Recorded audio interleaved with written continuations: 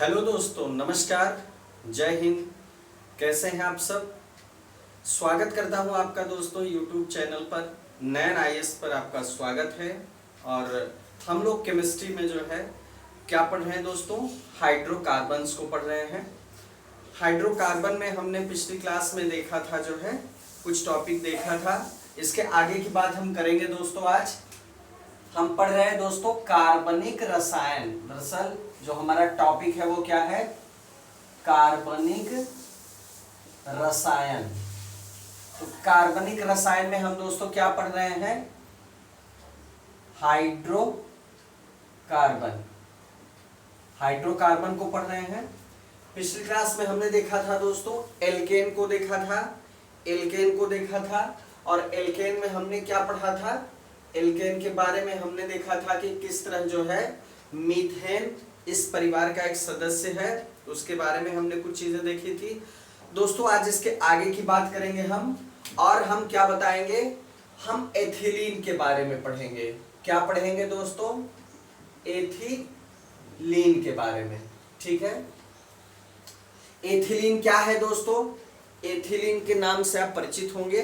Ethylene gas जो है ज्यादातर इस्तेमाल होती है एथिलीन गैस के रूप में, आप जानते हैं इसको, जो कि फलों को पकाने के लिए दोस्तों ज्यादातर इस्तेमाल होती है। इसी नाम से आप इसको जानते भी होंगे।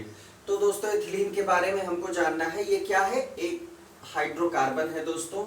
और ये किसका सदस्य है? ये सबसे सरल एल्कीन का जो है, ये कौन सा है? सबसे सरल एल्कीन है। ये क्या है? एल्कीन है। तो चलिए एथिलीन के बारे में जानते हैं, जो हमारे लिए ज्यादा महत्वपूर्ण है। हम उस पर फोकस करते हैं। एथिलीन। तो एथिलीन दोस्तों क्या है? कैसे प्राप्त होता है? तो एथिल एल्कोहल, अभी हम एल्कोहल के बारे में भी पढ़ेंगे। तो एथिल एल्कोहल को किसमें किसमें गर्म करने में? सांद्र सल्फ्यूरिक अम्ल। सांद्र सल्फ्यूरिक अम्ल। मतलब हमने एथिल एल्कोहल को किसके साथ गर्म किया? सांद्र सल्फ्यूरिक अम्ल के साथ।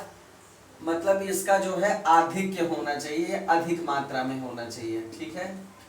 सल्फ्यूरिक अम्ल एक तो सांद्र होना चाहिए और अधिक मात्रा में होना चाहिए। और हम एथिल एल्कोहल को गर्म करेंगे इसके साथ। कितने टेम्परेचर पे? 170 से 180 डिग्री सेंटीग्रेड पर गर्म करने पर। ठीक है। जब इस टेम्परेचर पे गर्म करेंगे तब क्या बनती है दोस्तों? Ethylene gas. एथिलीन गैस कैसे बनती है दोस्तों? एथिल एल्कोहल को अगर हम अधिक मात्रा में सांद्र सल्फ्यूरिक अम्ल, मतलब सांद्र सल्फ्यूरिक अम्ल अधिक मात्रा में रहेगा, अगर इसको हम 170 से 180 डिग्री सेंटीग्रेड तक गर्म करते हैं तो हमें क्या प्राप्त होती है? एथिलीन गैस प्राप्त होती है। बिल्कुल सरल भाषा में समझने का प्रयास करिए। एथिलीन गैस हमें प्राप्त होती है इस प्रक्रिया के तहत। ठीक है। अब दोस्तों इसमें जो सांद्र सल्फ्यूरिक अम्ल होता है, ये किस लिए इसके साथ मिलाया जाता है? सांद्र सल्फ्यूरिक अम्ल जो होता है, सांद्र सल्फ्यूरिक अम्ल जो होता है, ये क्या काम करता है? निर्जलीकारक का काम करता है। ये किस लिए मिलाया जाता है? निर्जलीकारक का काम करता है। ठीक है। कार्य करता है, इसीलिए इसको इसके साथ मिला के गर्म किया जाता है। ठीक है। अब दोस्तों एथिलीन गैस के बारे में कुछ विशेष बातें हम जानेंगे, देखेंगे इसके बारे में।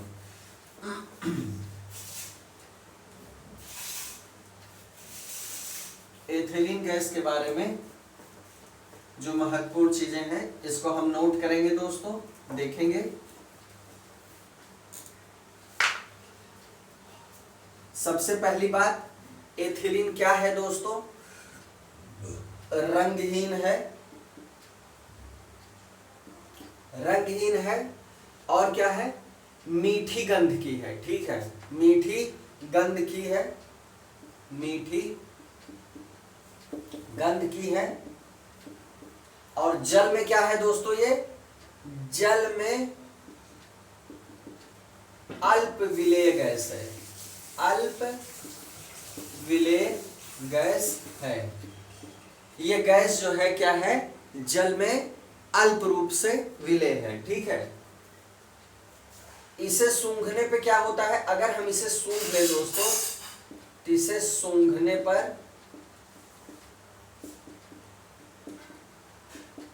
बेहोशी आ जाती है, ठीक है।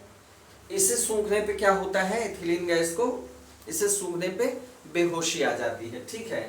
तो ये इसकी कुछ खास बातें हैं। इसका क्वथनांक क्या है दोस्तों, क्वथनांक क्या है, 105 डिग्री सेंटीग्रेड, ठीक है, 105 डिग्री सेंटीग्रेड। अब एथिलीन गैस का उपयोग कहां कहां होता है, एथिलीन गैस का उपयोग फलों को पकाने के लिए तो आपको पता ही है, लेकिन इसके अलावा कहां कहां जो है इसका उपयोग होता है एथिलीन गैस का। आइए देखते हैं दोस्तों। सबसे पहले तो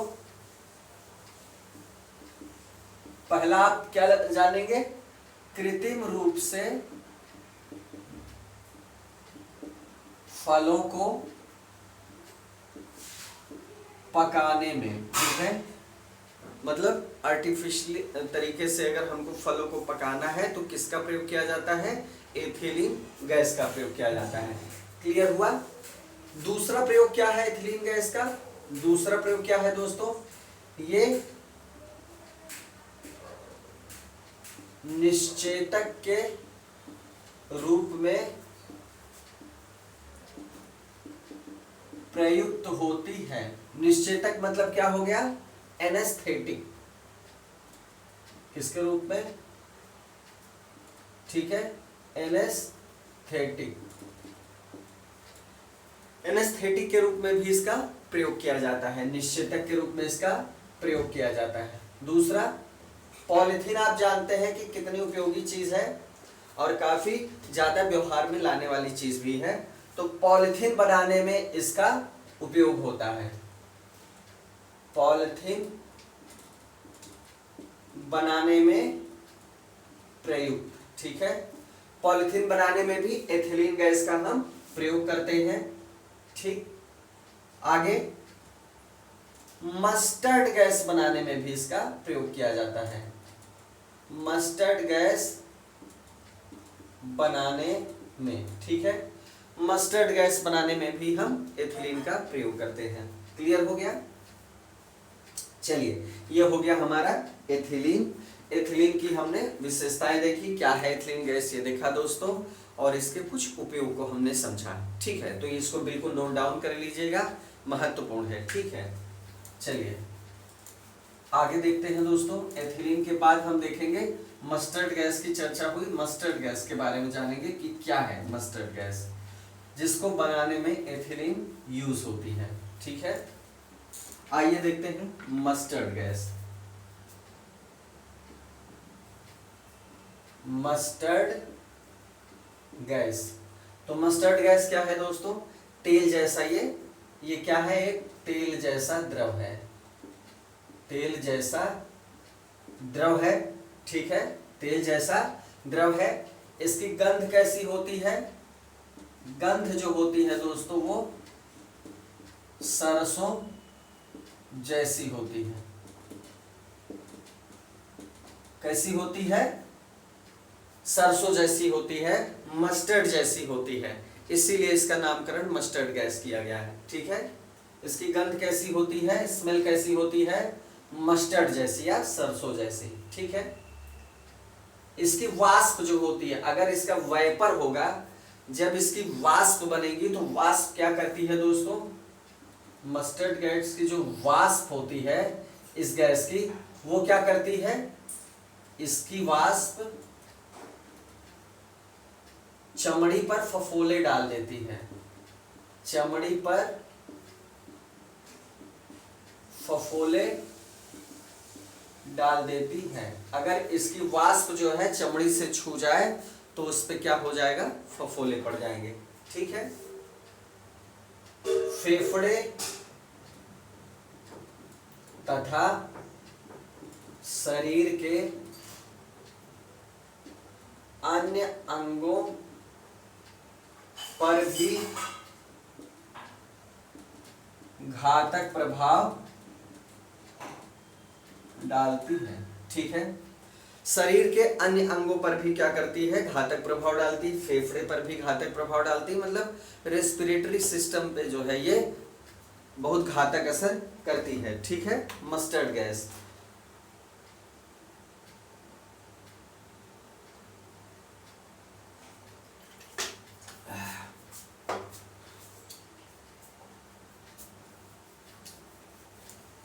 तो जाहिर सी बात है दोस्तों, अगर ये इतनी खतरनाक है तो हम इसके बारे में पढ़ क्यों रहे हैं, किस लिए इसका प्रयोग किया जाता है। अगर ये त्वचा पे फफोले डाल दे, फेफड़े के लिए, शरीर के अन्य अंगों के लिए नुकसानदायक है, तो इसका प्रयोग किस लिए किया जाता है, तो मस्टर्ड गैस का प्रयोग किस लिए किया जाता है, युद्ध में प्रयोग किया जाता है। कहाँ प्रयोग किया जाता है दोस्तों, इसका प्रयोग कहाँ किया जाता है, युद्ध में किया जाता है। ठीक है, तो ये हमने मस्टर्ड गैस को भी देख लिया दोस्तों। आइए आगे बढ़ते हैं, आइए आगे बढ़ते हैं और देखते हैं जो है एसिटिलीन को देखते हैं। अब हम देखेंगे एसिटिलीन। Acetylene, acetylene. अब एसिटिलीन जो है गैस, इसके बारे में पढ़ेंगे। एसिटिलीन बनती कैसे है दोस्तों, इस गैस का निर्माण कैसे होता है, बहुत मूल बातें ही आपको केवल सीखनी है, जाननी है, समझनी है। केमिस्ट्री जो है उतनी ही आवश्यक है आपको पढ़ना क्लास में जितना जो है आपके जीएस पॉइंट ऑफ व्यू से आवश्यक है। नहीं तो है तो इसमें इतनी चीजें कि आप जो है ऊब जाएंगे पढ़ते पढ़ते। तो कहने का मतलब दोस्तों, मैं बहुत मुख्य बातों को ही आपको पढ़ाने का प्रयास कर रहा हूँ जो आपकी परीक्षा के लिए जीएस पॉइंट ऑफ व्यू से इंपॉर्टेंट है। तो एसिटिलीन गैस महत्वपूर्ण है। एसिटिलीन गैस बनती कैसे है, कैल्शियम कार्बाइड, कैल्शियम कार्बाइड की जल से क्रिया कराने पे, जल से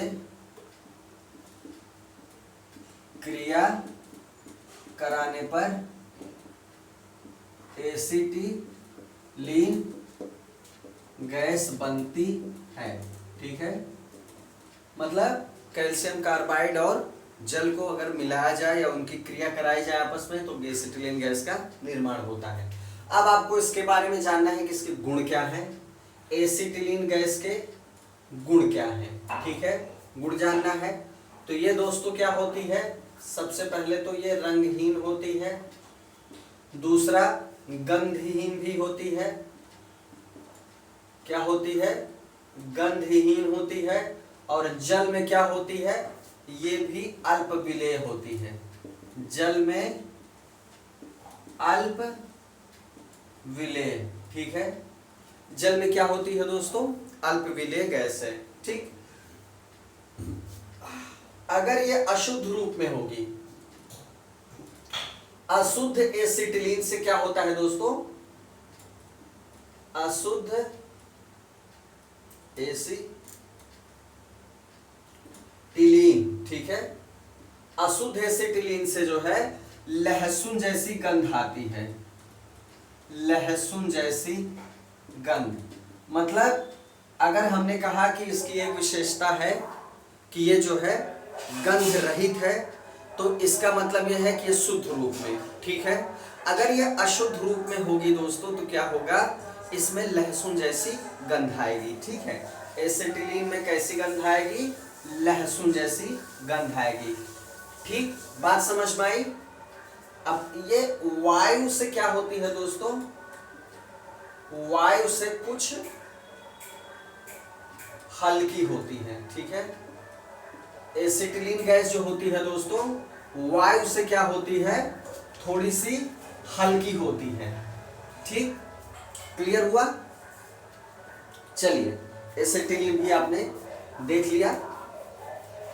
अब दोस्तों कुछ खास बातें, कुछ और जो फैक्ट्स हैं इस टॉपिक से प्रश्नोत्तर के फॉर्म में, वो हम देखेंगे जो हाइड्रोकार्बन वाले टॉपिक से आपको पूछे जा सकते हैं कहीं भी किसी भी परीक्षा में।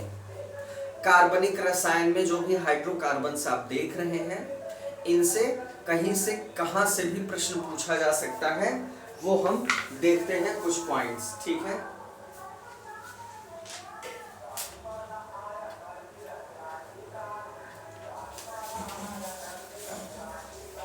अच्छा एसिटिलीन, एसिटिलीन में दोस्तों एक चीज बची रह गई अपनी, एसिटिलीन के साथ एक चीज और आप देख लीजिए,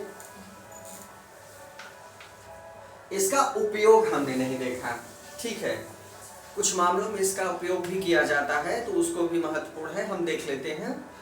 हमने गुड़ देखा, गुड़ में आपने देखा है किस तरह ये रंगहीन है, गंधहीन है शुद्ध अवस्था में, लेकिन अगर ये अशुद्ध अवस्था में होती है तो लहसुन जैसी गंध भी आती है। जल में क्या है, अल्प विलेय है। और अब क्या देखेंगे दोस्तों, इसके कुछ और गुण देख लेते हैं। ये क्या है, ये अगर संपीड़ित है, अगर ये संपीड़ित है दोस्तों, संपीड़ित है तथा द्रवित एसिटिलीन, द्रवित एसिटिलीन, ठीक है, संपीड़ित तथा द्रवित एसिटिलीन क्या होती है, ये भयंकर विस्फोट भी करती है। क्या करती है, भयंकर विस्फोट भी करती है। ठीक है, अगर इसको वायु या ऑक्सीजन को मिला दिया जाए, अगर एसिटिलीन को वायु से या ऑक्सीजन से मिला दिया जाए तो क्या होगा, बूम, बहुत भयंकर विस्फोट होगा। ठीक, अगर इसको ऑक्सीजन से या वायु से मिलाएंगे एसिटिलीन को तो क्या होगा, बहुत ही भयंकर विस्फोट होगा। ठीक दोस्तों, चलिए एसिटिलीन के उपयोग देख लेते हैं, जो भी है महत्वपूर्ण है देख लेते हैं उपयोग, इसके बाद कुछ और चीजों की चर्चा करेंगे।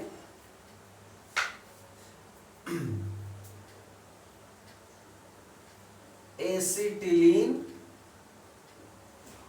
के उपयोग, एसिटिलीन के उपयोग कहां कहां इसका इस्तेमाल होता है। वायु में अगर इसको जलाया जाए, अगर एसिटिलीन को वायु में जलाया जाए तो बहुत ही चमकीला प्रकाश उत्पन्न होता है। ठीक है, वायु में, पहला है वायु में जलाने पर क्या होगा, बहुत चमकीला, बहुत चमकीला,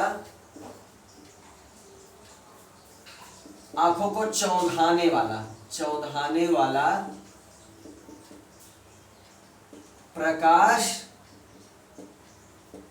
उत्पन्न होता है। ठीक है, आंखों में चुंधियाने वाला, ठीक है, चौंधाने वाला प्रकाश उत्पन्न होता है जब हम इसको किस में जलाते हैं, वायु में जलाते हैं।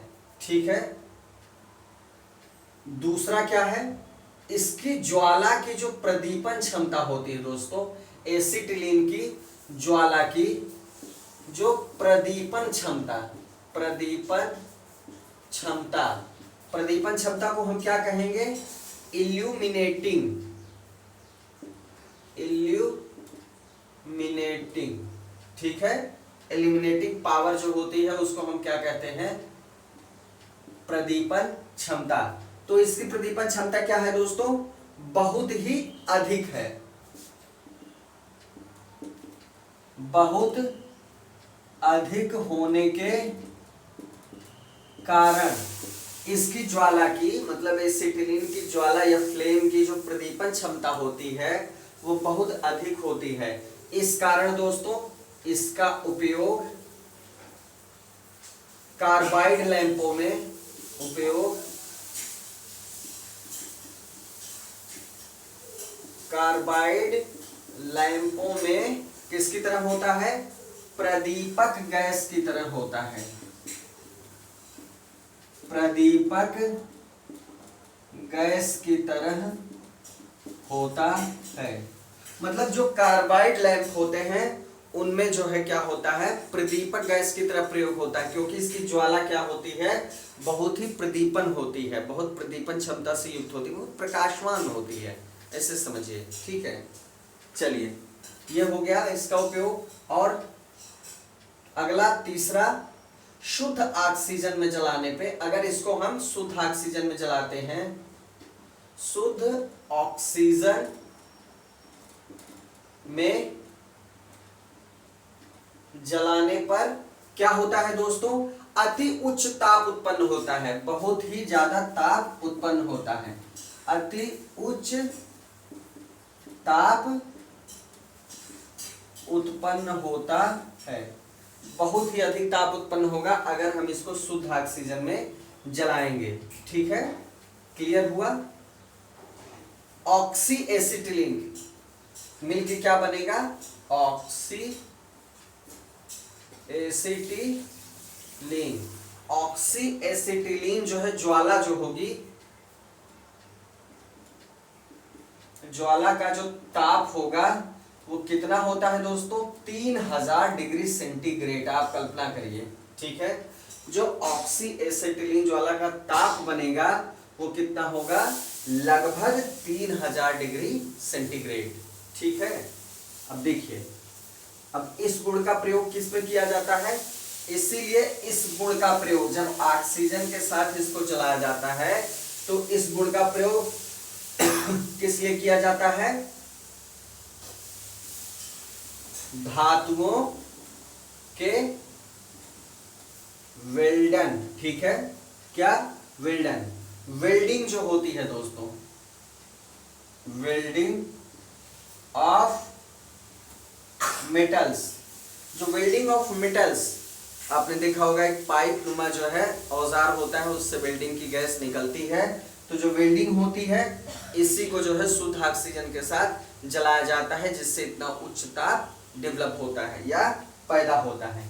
ठीक है, तो इसके वेल्डन में भी प्रयोग किया जाता है, इनके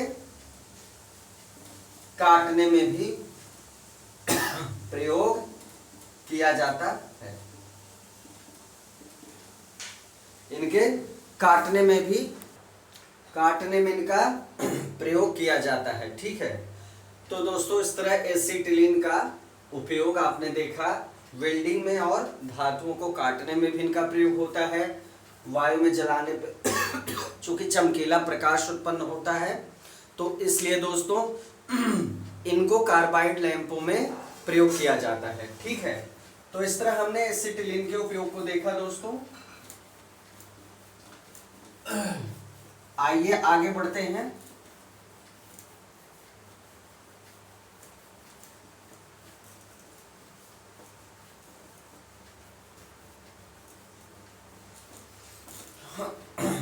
आइए आगे देखते हैं दोस्तों।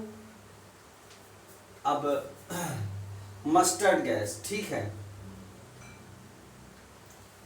डाइक्लोरो डाई एथिल सल्फाइड एक गैस का नाम है दोस्तों, dichloro die ethyl sulphide.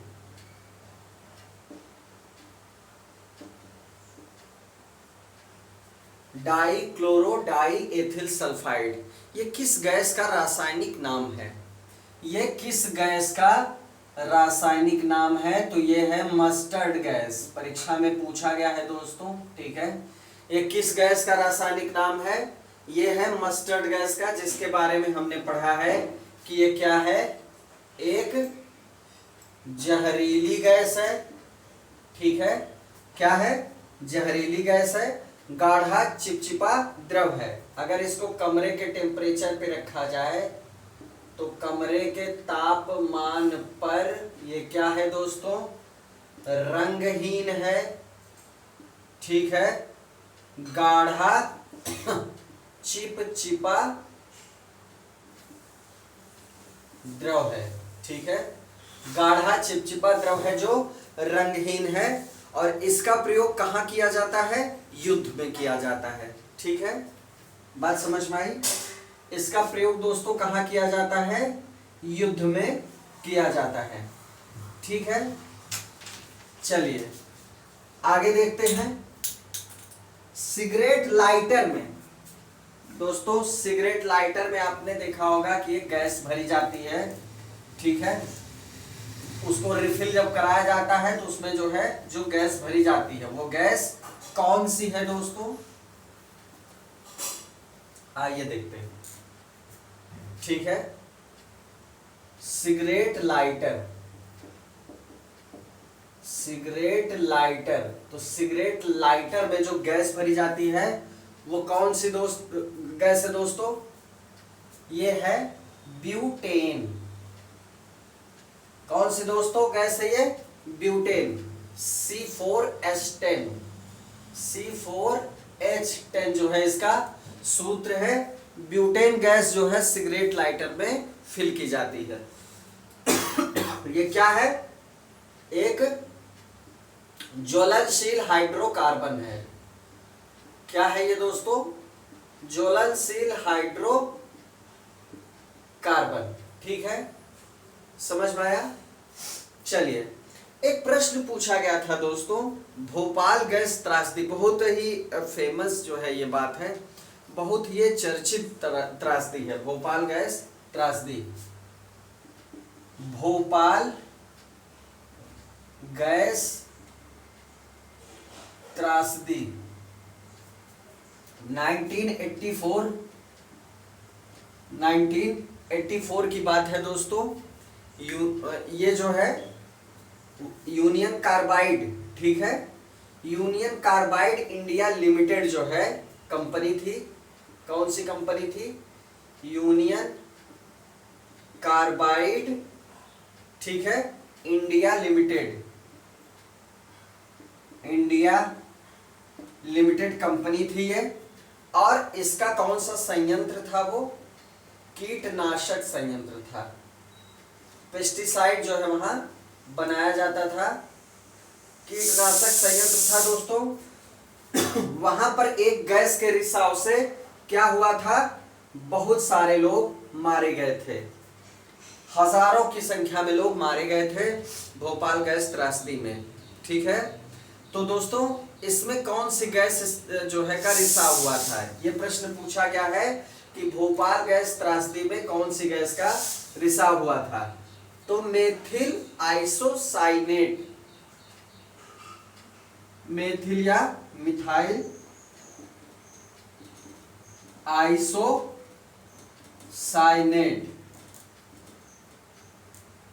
Methyl isocyanate gas का रिसाव हुआ था, जिसकी वजह से हजारों लोग मर गए। ठीक है, चलिए आगे देखते हैं दोस्तों।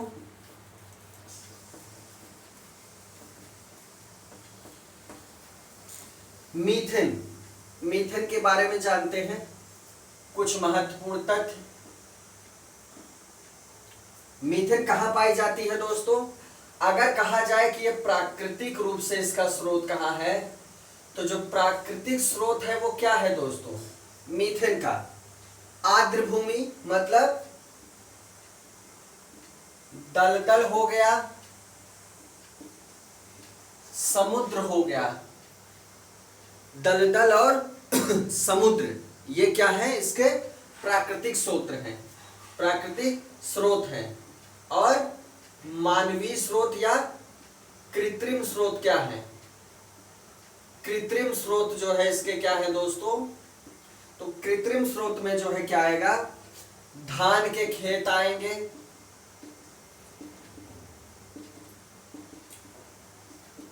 कोयले की खदानें आएंगी,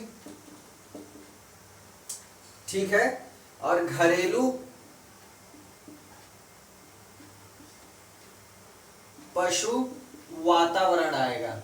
मतलब जो पालतू पशु होते हैं दोस्तों, जो चारा खाते हैं, गाय भैंस, ये मीथेन का उत्सर्जन करते हैं। किस चीज का उत्सर्जन करते हैं? मीथेन का उत्सर्जन करते हैं। ठीक है, बात क्लियर हुई? तो मीथेन का ये उत्सर्जन करते हैं।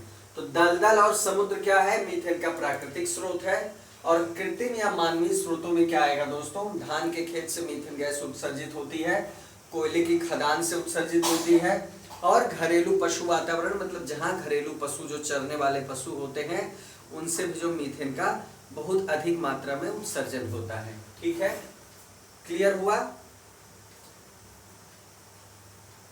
चलिए, इसका उपयोग कहाँ किया जाता है दोस्तों? मीथेन का जो उपयोग है ये कहाँ किया जाता है? ठीक है, इसको जानते हैं। काले रंग, मोटर, टायर, ठीक है, छापे खाने की स्याही, छापे खाने की स्याही, पेंट, कार्बन की छड़ें, ठीक है, बनाने में क्या होता है? मीथेन का प्रयोग होता है। ठीक है दोस्तों, मीथेन का प्रयोग कहाँ कहाँ होता है? मोटर टायर में, छापे खाने की स्याही बनाने में, पेंट बनाने में, कार्बन की छड़ें बनाने में इसका जो है उपयोग होता है। काला रंग बनाने में इसका उपयोग होता है। क्लियर हुआ?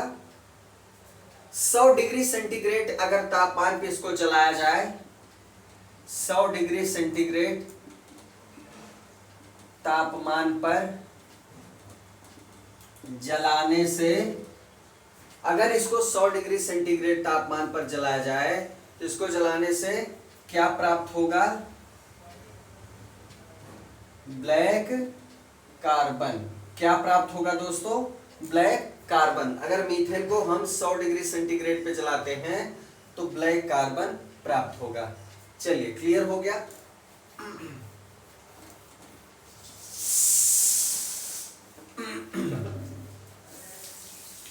आइए दोस्तों, आगे कुछ चीजें देखते हैं जो आपकी परीक्षा की दृष्टि से महत्वपूर्ण है।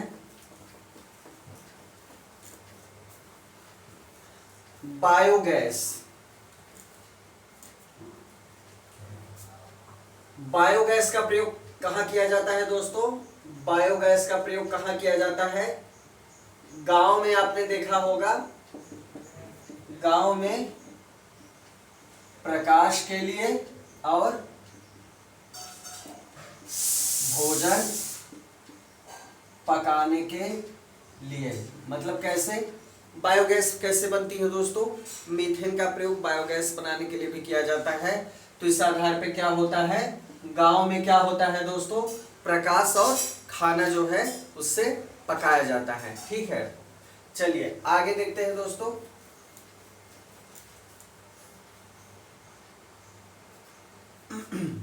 हमने देखा एसिटिलीन गैस से हम क्या पकाते हैं? फल पकाते हैं। कैसे पकाते हैं? फलों को कैसे पकाया जाता है? ठीक है, कैसे पकाते हैं दोस्तों? Calcium carbide. सबसे पहले क्या करते हैं? फलों को पकाने के लिए हम क्या इस्तेमाल करते हैं? फलों को पकाने के लिए क्या इस्तेमाल होता है? Calcium carbide. क्या इस्तेमाल होता है? Calcium carbide. अब इसका सूत्र क्या है? CaC3 CaC2 होता है इसका सूत्र। ठीक है, अब ये क्या करता है?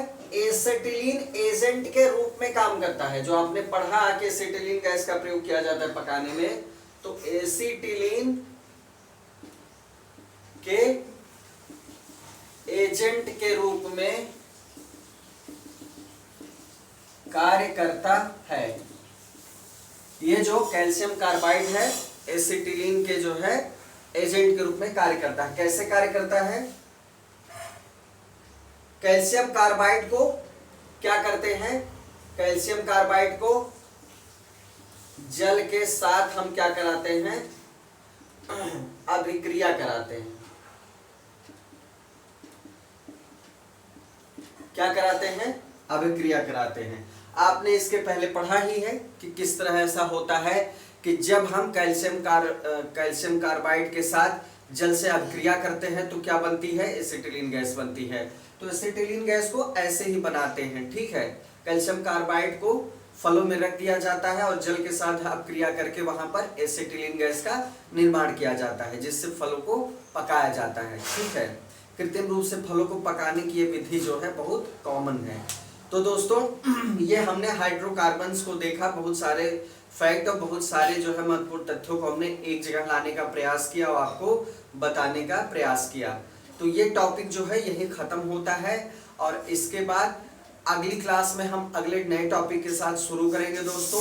उम्मीद है आपको भी पसंद आया होगा। हर टॉपिक जो आपको क्लास में पढ़ाया जाता है दोस्तों, इससे संबंधित सवाल जरूर लगाएं।